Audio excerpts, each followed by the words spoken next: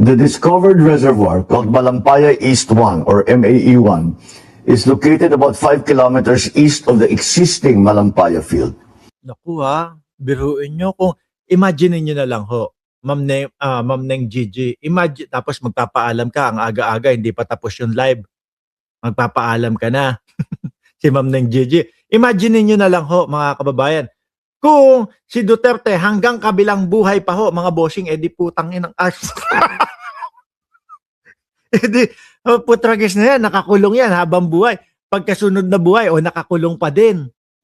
Nasa ICC pa, sa ICC pa din yan.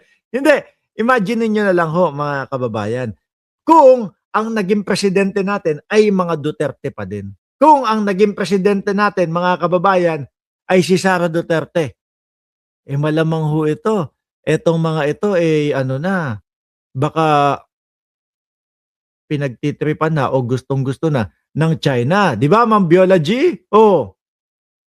Alam niyo naman po mga kababayan kung ano po ang habol ng China, mga bossing, lalong-lalo na po sa ating West Philippine Sea. Yang mga likas na mga nayaman na yan. Ngayon po, tingnan nyo, dahil po sa paglaban sa patuloy na pagtatanggol ni Pangulong Bongbong Marcos sa atin.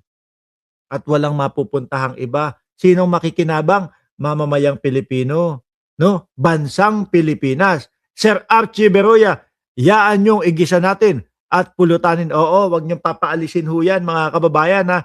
Pero lalo niyong wag papaalisin si Kap Nino Barsaga. Nandiyan na po si Kap Nino Barsaga. I love you too, Kap. Naku, ibang klase kang lumaplap, Kap.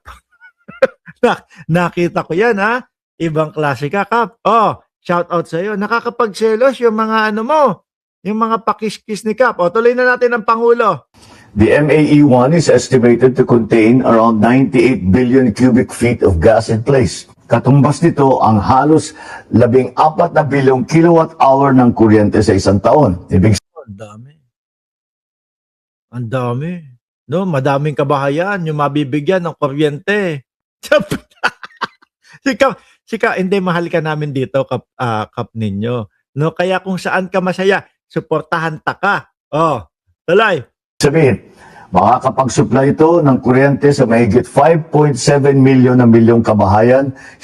Grabe, 5.7 milyong kabahayan.